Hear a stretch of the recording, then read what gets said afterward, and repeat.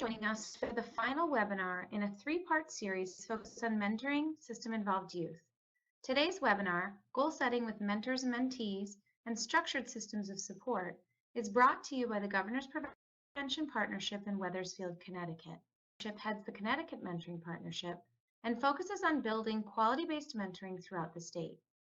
We would like to thank the State of Connecticut Judicial Branch Court Support Services Division for their support in this training series. Today's main presenter is Dr. Roger Georgiura, Principal Researcher at American Institutes for Research. Dr. Georgiura has over 16 years of experience in developing and evaluating mentoring programs. He designed and evaluated a randomized that examined the impact of mentoring as a component of a juvenile reentry initiative, and subsequently served as the director of a statewide expansion of the model in Indiana. We are pleased to have Dr. Georgiura as the featured presenter in this webinar series.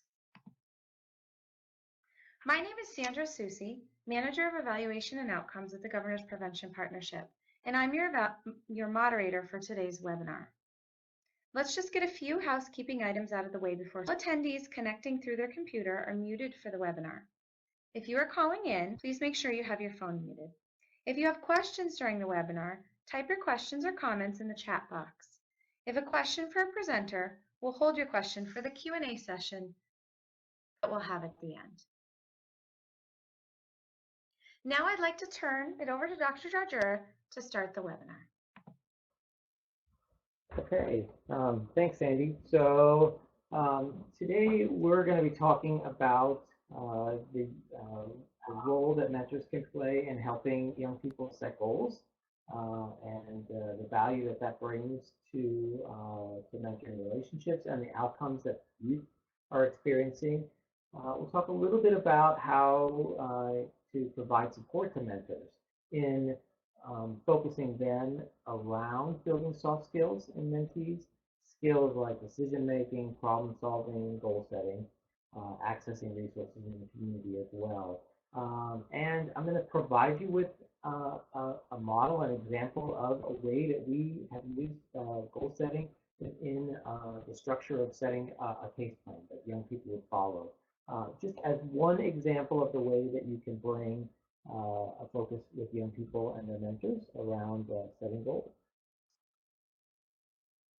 We know that when programs are able to really set very strict expectations for the mentor, so they understand what their role is, they understand what they're going to be doing, they understand how they're going to provide support to young people and what the outcomes are that they're trying to accomplish, that we see more effective mentoring relationships, higher quality mentoring relationships, which we know from the research leads to more positive outcomes for young people. So because of that, we really want to encourage programs to pay attention to the way that they're setting expectations, and then also paying attention to how the mentor and the mentee are getting along together. What's the content of that interaction? What's the style of the interaction? How's that going? By checking in with the mentor along the way, you're able to kind of coax them back, to coach them back into sort of in the direction that you're looking for, and provide a structured expectations for them. Now, if you look at research that's out there on goals, there's quite a bit, and it does point to some key things that know about goal setting. There's a pretty famous study that was done with college graduates back in the 50s. These were college graduates coming out of an Ivy League school, and right before they graduated, they were asked whether or not they had set goals for themselves. And what they found was that about 5% of the graduates had set goals. The other 95% had not set goals for themselves. And then this research is notable, this project, because they went back 20 years later and checked back in with all of those graduates. And what they found was that those that had set goals before they graduated, remember that group was 5%, that as a group, those 5% altogether were more successful than the other 95% that had not set goals for as a group, right? And so that's a remarkable outcome. And so what it teaches us is that just the act of setting the goals makes it more likely that people are going to be successful. So it's really something that we should try to bring to as a life skill the young people that we're working with. We also know more recent research shows us that just writing the goals down increases the likelihood that a person's going to work towards those goals. So they're going to spend time working towards them, and they're going to have a higher likelihood of accomplishing those goals.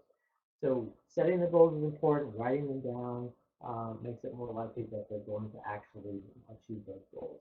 Setting goals is a life skill. So this is a skill that once they learn how to do this, they're going to be able to apply it across multiple settings. And it's a skill that they'll take with them for the rest of their life. If we think about setting goals and we think about what we know about why this is important and what we're trying to accomplish, right? What's the goal for the young people in our program? We I'm recommending, I think that the evidence is pretty clear that we want the mentees themselves, the young people, to be involved in the process of setting goals. Right? We often see when we look at records from programs that serve youth that you can find case plans that it's obvious that young people have no input into these plans, and yet they're held accountable, right, for trying to follow through on those plans. And so we see much better results, much better engagement from the young people when they are integrally involved in the setting of the goals and working on the goals. And this becomes a way the mentor and the mentee can interact together towards moving towards that more positive outcomes for the young people. We also want to make sure that we don't push the mentors to the point where they focus only exclusively on achieving these goals, right? We know that it helps the relationship when mentors can be focused on how their role can enhance the outcomes for the young person, but we don't want them to just strictly focus on that because then you see that those relationships tend to not be as effective, as meaningful for the young people as other relationships that focus more on the quality of the relationship and hanging out together and spending time together. And we know from research that's been done, when we talk to mentees, when we hear them talk about what they appreciate about the program, they often note that one of the things that's particularly important to them and that they appreciate from their mentors, that they learn critical life lessons, that those are things that came across in their relationship with the mentor, and that they were actively supported in trying out new settings, and reaching for more ambitious goals, things like attending college, right? Working towards careers that they aspire for. So the evidence is clear that kids really appreciate when mentors focus on this, and if we can get kids to focus on setting goals, that they have better outcomes too. So that's really putting all this together. And then what is it that we want mentors to be focusing on, right? If we think about at the end of all this, at the end of the young person involvement in the program, you want them to be further along the trajectory of, sort of what positive youth development is, right? So the development of real competence on their part, right? If they have an opportunity then to, contribute as a member of society as an adult, they have an opportunity to make a living and support a family, and that's going to be based on developing real competence. And what mentors can bring to this is really increasing the level of skills that the youth have in sort of the soft skills areas, right? So decision making, problem solving, how they access resources in the community, setting goals. And these are things that when kids become more proficient, more adept at making decisions, solving problems, then they can be, self-sufficient and move towards a more productive role in society down the road where they're not going to need to be dependent on a program or a mentor even. And how do mentors do this, right? So we want to really coach them. We want to provide them the training for them, but they should be looking for ways in their regular interactions with young people. Look for ways that they can use demonstration, right? So let me show you how this works, right? Or how they can be a role model and demonstrate to the young people. This is how I would work this challenge here. Or providing some instruction for them. when something comes up, here's how I might do this, or if the young person asks them, how can I do this? Challenging the young person, to make different decisions, or to consider other factors in terms of how the formula they bring to decision making and problem solving, and encouragement too, encouraging them to to work towards those better outcomes. The goal here is to move the young people to more acceptable behaviors and thought processes, and that happens gradually. That's a developmental process. That's a gradual process, and that happens over time. Um, and one of the things we want to keep encouraging the mentors to keep in mind is, and just stress to them that, even though it's not immediately evident, right, you should always assume that the young people are paying attention to everything that the mentors do and share. Everything that they say, everything that they do in their presence, right, those are things that the young people are taking in, and those are going to be things that they refer back to as they make choices, and in terms of their own actions down the road. I want to talk to you a little bit about what we call the teaching and advocacy function.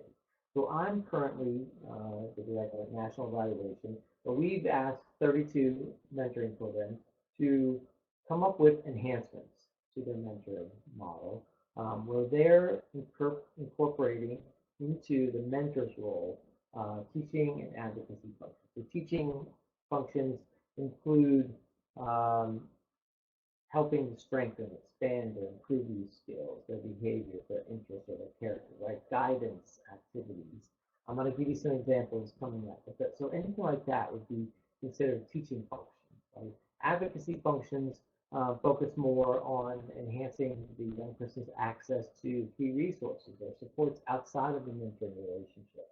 And so we're not asking the mentors to focus on this exclusively. We don't want them to do this um, instead of focusing on the relationship, but along with focusing on a higher quality relationship. We want them to think about ways that they can incorporate teaching functions and advocacy functions into their role. And this is going to be one of the mechanisms that they can bring a focus around goal setting, decision making, problem solving. Here's some examples of what we mean by teaching functions, right? And certainly any of these apply. Some mentors are going to do many of these, some are going to just do a small number of these. It's not really any one particular formula. But so here's ways that mentors can incorporate teaching functions. So just in explaining how to do a task, right? So showing how to play a sport or doing homework, playing a musical instrument. Modeling how to do a task. So showing, this is how I would do this. But sometimes that's subtle too, right? So mentor can, be modeling and not even really appreciate that a young person is paying close attention to what they're doing. Breaking down a task into smaller steps that the mentee can do, make it more, set up small steps so that they can be success experiences for the young person. Structuring a task so that the mentee can accomplish it, providing them with or helping them find instructional materials on how to do a task, right? So teaching them how to look things up on YouTube and check out videos, or where they can look for materials. Other options here, joining in with the young person to do new or challenging tasks. So they're doing this together. It might even be some things that the mentor is new to the mentor as well. Introducing them to new situations and settings. That's something we often hear that young people really appreciate is expanding their worldview from their school setting, their neighborhood setting, the people in their family, to other things that they may not have been exposed to before, and giving them an opportunity to think outside of their smaller world setting in terms of what's possible for them in their future. Might be things that they do research or studying together, working on a project with them, practicing something alongside of them. If they're working on homework, you might quiz them about facts, knowledge. There might be ways to play games or create games to make learning fun. Sharing stories about lessons learned through experience. That's a great way to teach people is to use other people's examples or other people's biographies. Connecting the young person with someone who can teach him a skill or provide guidance. Right? If I'm the mentor and I don't know how to do that myself, I probably can find somebody that can show them how to do that and make the connection for them. What about the advocacy function? So, ways that mentors can incorporate advocacy functions into their role. So one way might be if the parents are not available to meet with teachers or other professionals on behalf of the young person, then the mentor can do that. Speaking up for the young person when he or she gets into trouble might be, something that they can do, with a probation officer or in the court if the opportunity presents itself, talking with other adults to make sure that that young person is treated fairly, either in the school or in the community setting. Identifying opportunities or resources in the community for the family even. Letting program staff know what those needs are that come up. So as the mentor comes to understand what this mentee needs or what the family needs, that's how the program staff and the staff in the program can be available as a resource as well. Introducing the mentee to school or community services or other resources that support him or her, connecting them with activities that they can be involved in. If we take it sort of even to the next level, we might think about including their friends in activities as well too. And we know that the research that's emerging shows that kids are most likely to get into trouble if they are spending time with adolescents without adult supervision. And so being able to include their friends in those activities provides a way to bring some adult supervision when they're working together. Attending school functions or other events, just sit in the audience and be there to support. And particularly important if the family is not able to do that for whatever reason. And then, even helping them gain work experience or learning about job opportunities or helping connect them to jobs through the connections that the mentor has. Okay, so I'm going to switch gears here a little bit now. So if we think about, building those to their roles, those functions, I want to show you an activity that we did in our program where we helped the young person put together a case plan, but we did that with the active involvement of the mentor. And the focus here is on setting goals, right? And so we're thinking ahead, thinking in terms of the next 6 months of the young person's life, and where do they want to be in each of the following areas. So there's actually 10 areas here, and we lost the second column off the slide. So you see employment, education, transportation, living arrangements, family relationships. The other 5 areas that you can't see here are health, their own personal well-being, which has to do with how they feel about themselves, their self-esteem, substance abuse issues, the way that they spend their leisure time. And so you want them to make a plan and set goals and then make a plan in each of these 10 areas. So that's the idea here.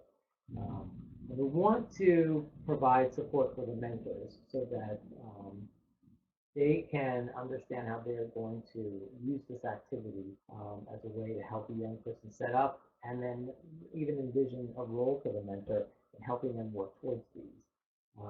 And we know that mentors report that they appreciate that when they learn up front, when there's training up front about what their role is, that they appreciate the insights and the guidance that they get from that. They appreciate the tips on how they can spend the time initially in the early parts of the relationship.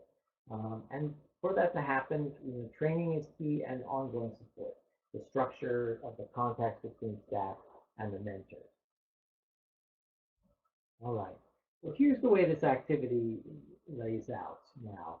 So this is an activity that we do with young people, and so you're asking them to sort of do sort of a brainstorm and a dump on paper of all of this information that then is going to be used to come up with sort of the goals in each of those areas. So the first thing we ask them to do is think about what their resources are. Think about what they already have at their disposal. What are their strengths, right? This is a positive perspective here. So we're not looking at what the issues are. We're looking at what do they bring to the table here. So this is about listing all their positives, special skills they have, talents that they have, experiences that they have had that make them particularly qualified, for instance, for certain jobs, and people that they have in their lives that can support them, right? Here's where we want them to celebrate that they have, their family support, their mentors, their friends. Those are going to be important resources as they think about they're trying to work for. And then we want them to think about what are all the concerns, right? What are all the things that they're worried about and nervous about, things that are going to be obstacles to their success, things that might lead them back into trouble. We want them to think about that. And kids will often say, I'm not concerned about anything, right? But we want to push them to be more realistic. I often say to kids, um, that if you feel like there's nothing that you're concerned about, that you're not really ready for this next phase that you're going into, because that's just not the way it works for anybody, right? We all have challenges that we face. Then we want them to think about what are the resources that they're going to need. So now some of that will come out of the process of thinking through and developing this plan, but they may already know, right? They may already know services that they are going to want help connecting with. And so this is a way for them to put that down, and so that becomes part of the information that's going to be used to develop this plan. So there's a list of things that we want to achieve or accomplish within the next 6 months. So these are the outcome statements. Now, you'll notice that we've been talking about goal setting, but I like, and this plan, by the way, comes from a process that we developed in our program in Indiana over a series of a number of years.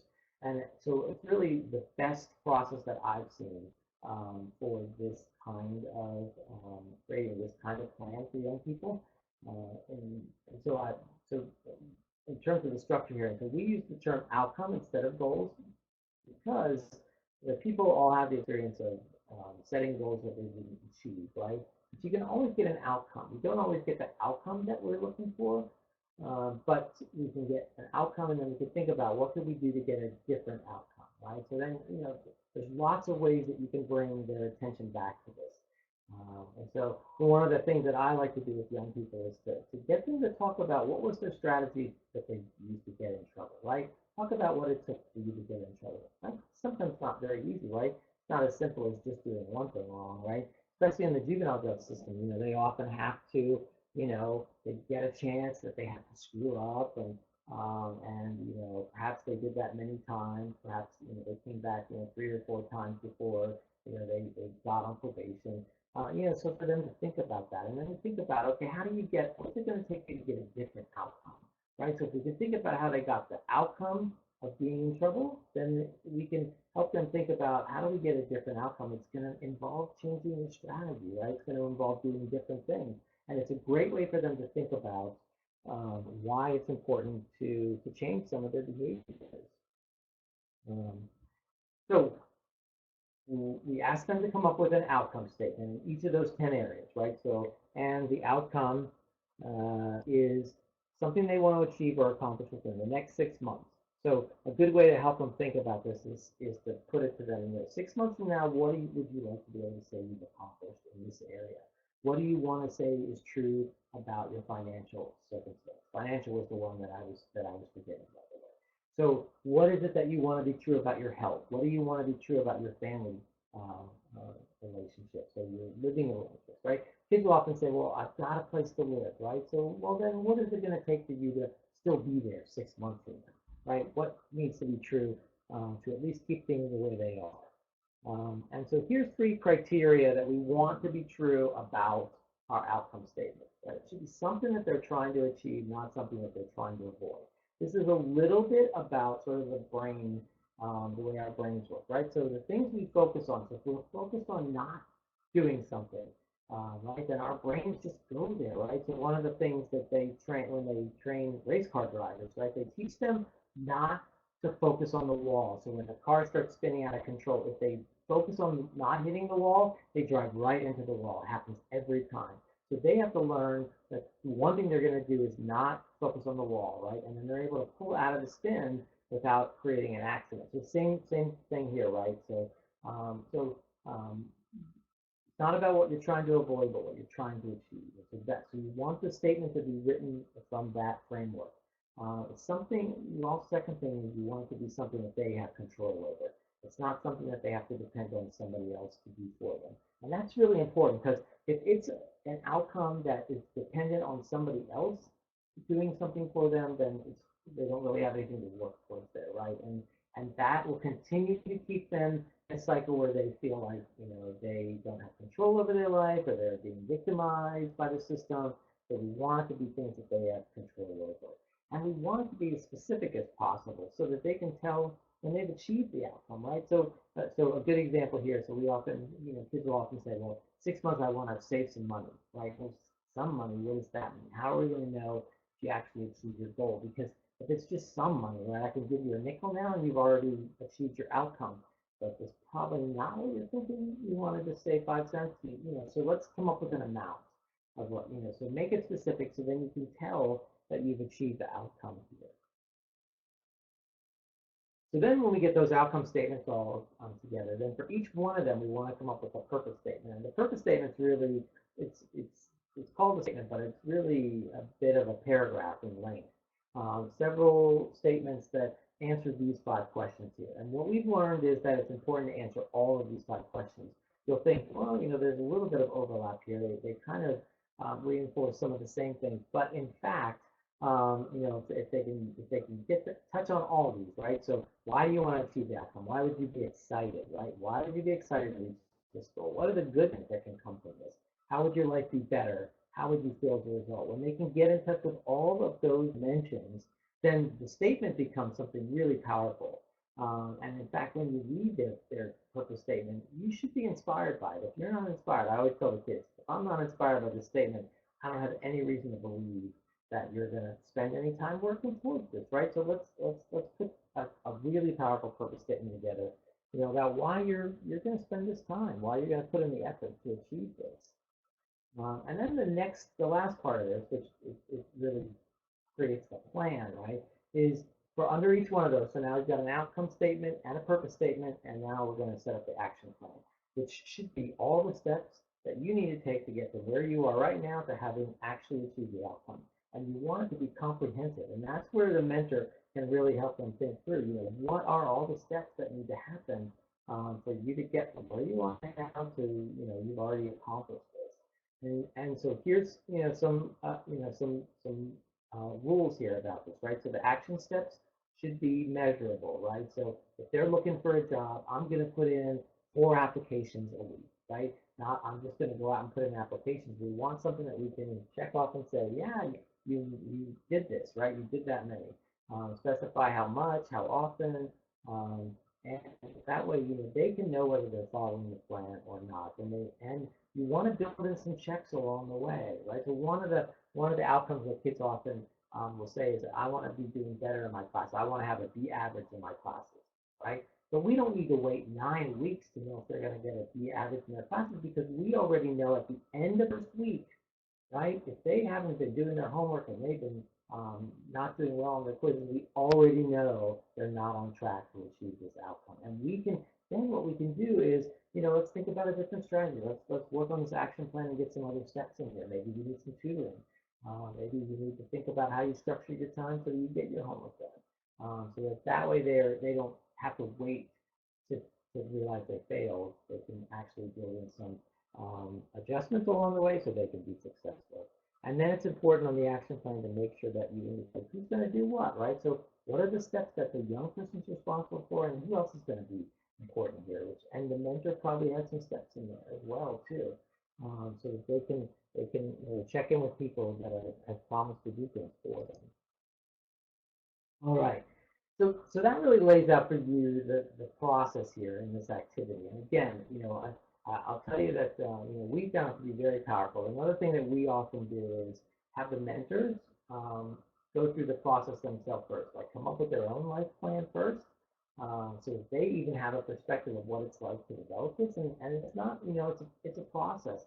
It's not something you're going to sit down in an hour and do. It takes a little bit of time. And so once they do that themselves, then they are much more effective in helping the young person get through it. But one of the things that's going to be important, right? So we talked about the information that they're going to gather by having the kids really brainstorm and just dump their ideas down on paper. But we also want to be able to use questions to help get the to pull out information, right? To get the kids to really think through what is it that I want the outcome to look like. So if we think about the types of questions that mentors can use, so certainly there are closed-ended questions which are not represented here on this slide, but those are the questions that you can get a yes/no answer to, right? You want to really encourage mentors to stay away from those as much as possible because young people who are not very articulate will always just answer. If they can just answer yes or no, that's all you're going to get. And they're not going to embellish their answer beyond that. So you really want to encourage them to use open-ended questions, right? Those elicit longer responses and the person can go in more detail. And that's a nice way to get a conversation going where you can, stay in the conversation with them, ask questions, what are the, what, how, why, to get information for the young person until they feel like, yeah, this is what I want my outcome to be. Even better than open-ended questions are behavioral questions. And that's where we're not just asking them to, have a conversation, but we want them to talk about previous experiences that occurred in the past, right? So we want them to talk about what's already happened to them. Those are questions they can answer, and they can answer, with authority, right? And that tells us a lot about, who they are, what some of their challenges are going to be, right? So, and these questions start off with, tell me about a time or describe for me, right? So you could ask them, are you a good student? But what do you think they're going to say? They know that what you want to hear is, yes, I'm a good student, or no, I'm not a good student. But we could ask them to talk about what's your definition of a good student? And then rate yourself. Tell me how you are a good student. Tell me how you're not a good student. Tell me about a time that you did something that you think is a good example of being a good student, right? And so those are things that you want to help them because that's a better way to get them to talk about from the perspective of who they are and what they're likely to do, what are the patterns that they've brought to this in the past. And we want to try to stay away from leading questions, right? You want to teach your mentors and not ask questions in a way that somehow tip off to the mentee, to the young person, how I want you to answer this. Okay, so let me give you some examples here. So I talked about, are you a good student? So here's a way to do this, and I really like the rating scales, right? So tell the young person, rate yourself as a student on a scale of 1 to 10, and then you should always tell them what 1 means and what 10 means, right? So 1 would mean that you're a total failure, and 10 would mean that you were outstanding. So tell me where you are. Give yourself a number rating here, and then tell me why you rated this way.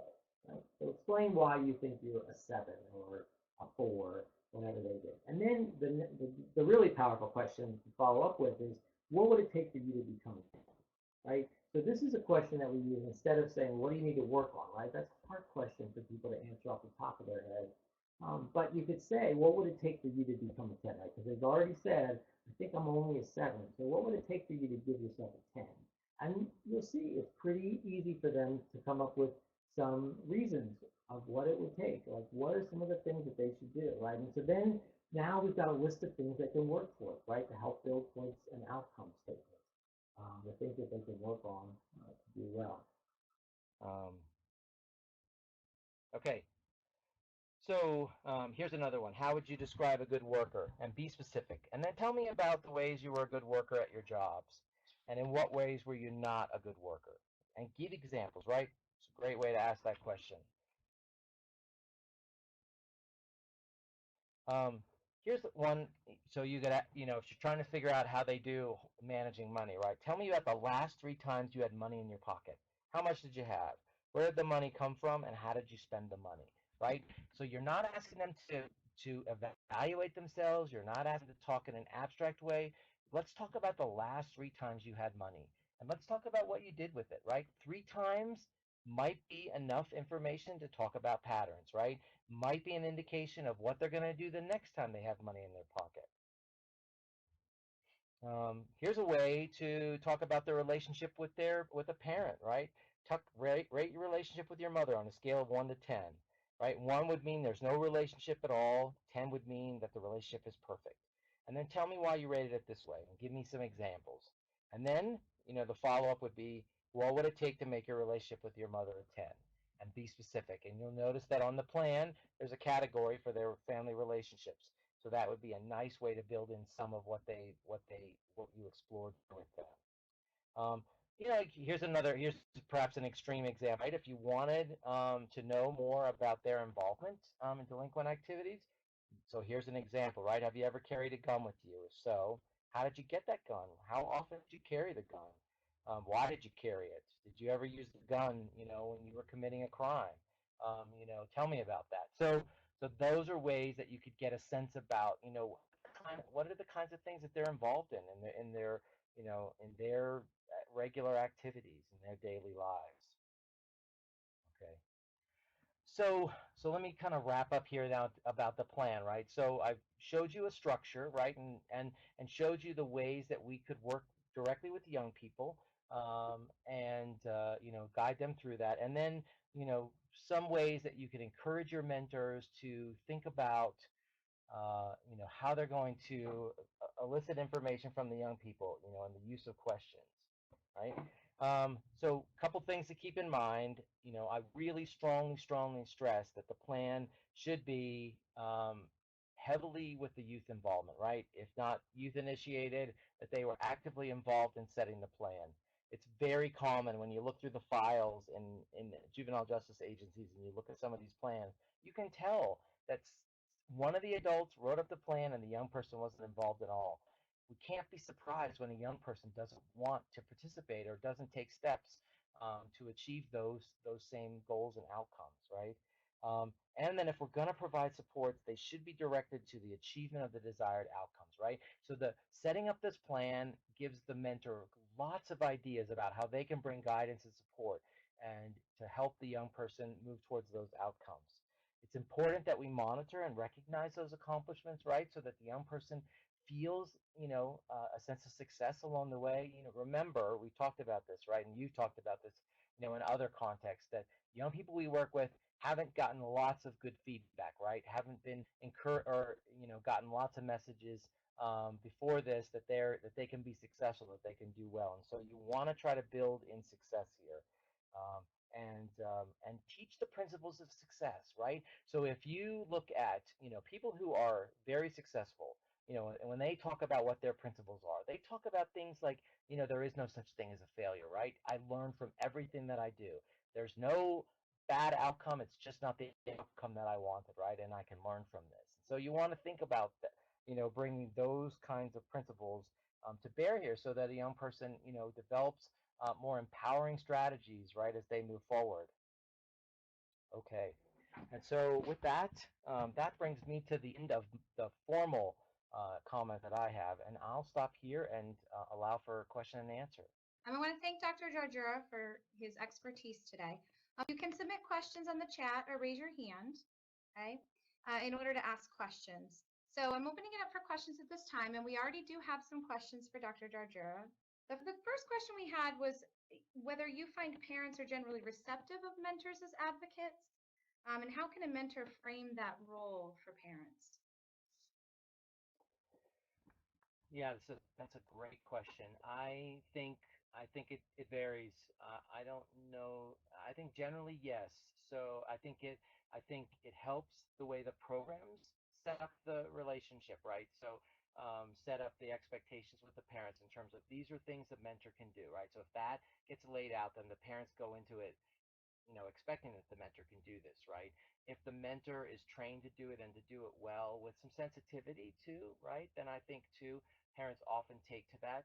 Um, I think there are extremes on both sides, right? Some parents go overboard and they expect the mentor to do things for the family that it's really beyond the role of the mentor. So you want to be careful for that. And there are some mentors who just don't connect well with the family, and not just because of the mentor, maybe on the side of the parents. Some parents just are not going to have a close relationship, a positive relationship with the mentor. And in those cases, they may they may not appreciate, if it feels like the mentor stepping in the territory that should be the parent. So, but I think it can be managed. I think it's about setting the expectations. It's also about really working with the mentors to be careful with the way that they go about it too. Um, Okay, thank you. We also want to wanted to know a little bit more about the types of goals that you've seen and the ones that, particularly those that tend to be kind of successful. Okay. So, I'm guessing a little bit here in terms of the question. So in terms of now, so like I said, we encourage them to do all 10 categories. Now, some of them are difficult. So like your own personal well-being is one that adolescents often don't have very sophisticated goals there, um, or things that they really want to work towards. Oftentimes, we find that kids will say, I want to have a job in the next 6 months, or I want to pass this grade and go on to the next grade. I want to get my GED. I want to, bring my grades up. I want to save $200. I want to, get my driver's license. Um, I want to, I want to find ways that I can have a good time with my friends when I'm not, using drugs or alcohol. So those are pretty common ones. So they can be pretty simple, and really it's about building the skill as much as it is, bringing real outcomes to their life, right? So part of it's about building a skill. So I'm much more if I'm helping to kind of evaluate or helping to establish the plan. I'm much more interested in the technical aspects of it, right? Does it meet the requirements of the outcomes? Does it, are all the action steps there that need to be there?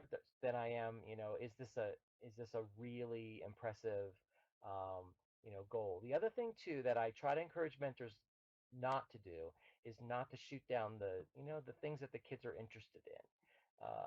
So oftentimes kids will say, well, I'm going to go to such and such a college. I want to, be ready to go to college when, they don't have enough credits, to be considered, a true junior in high school, right? So I think, a lot of mentors will say, well, I want to be realistic, right? I want them to understand that, they're not going to accomplish this.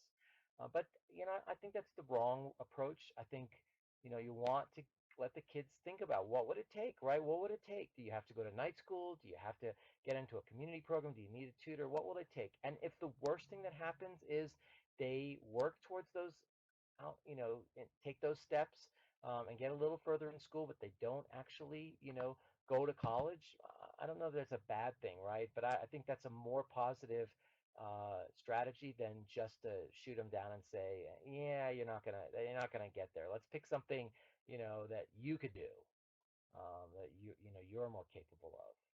And if that wasn't the answer to the question, then we could try again with the question. No, I think that does help. And kind of on that note, how do you help mentors so that they don't take it personally? That is, they don't feel as though they've failed somehow if the mentee doesn't reach that goal.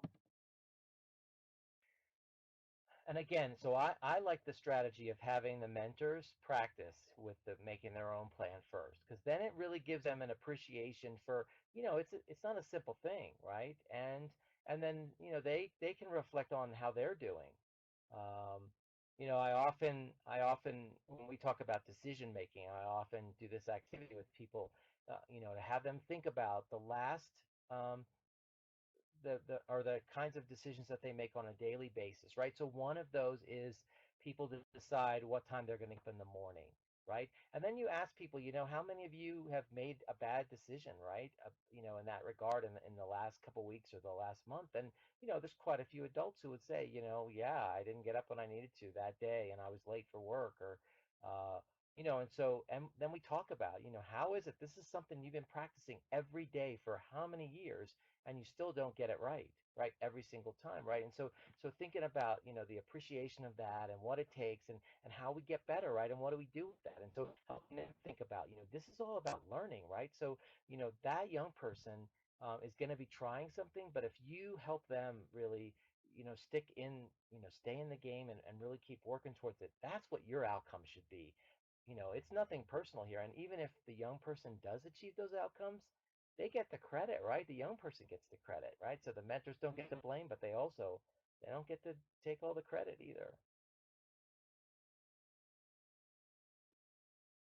That's a great point. I think that will definitely help mentors. Do you have any suggestions for specific resources or tools for creating goals from that positive development perspective that you talked about? Um, sure. So, and Sandy, you were really quiet there. So tell me if, can you hear me okay? Am I still at the same volume? Yes, I can. Okay. All right, good.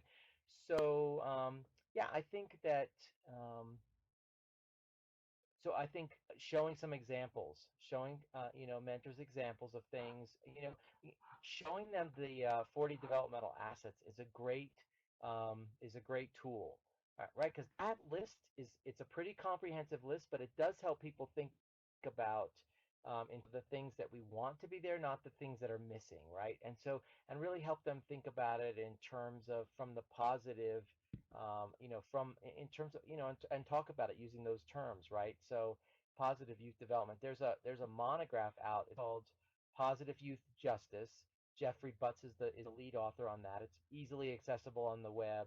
It's called Positive Youth Justice, and there's some good concrete examples in there about how to work with kids, around positive youth development. That's really specific to kids in the juvenile justice system. So that's a nice resource for the programs to have.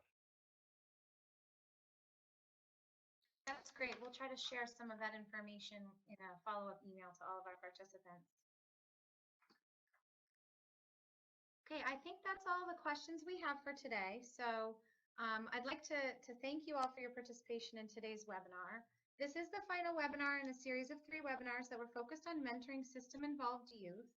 The previous 2 webinars are available on our website, preventionworksct.org, in the training area, along with some additional training resources. So we encourage you, if you missed any of those, to go ahead and online. I want to thank Dr. Jarjura for being with us for all 3 of these webinars, for providing some really important information to those who are serving system-involved youth, and encourage all the participants in these webinars to contact us if you have questions, if you need more information, if you have some additional trainings that you think would be beneficial in the future. So thank you very much, Dr. Jarjura, for being a part of this. Thank you, and thanks for your patience today. Sorry for all the glitches. No problem. All right, finally, before you log off, we'd like you to take a few moments to complete the evaluation form, which will appear on your screen momentarily. Your feedback really helps us to continue to provide quality trainings for mentoring programs. So thank you all for your attendance, and we look forward to having you at upcoming webinars and trainings. After you complete the evaluation, you can go ahead and click End Session, and hope you have a great day. Thank you.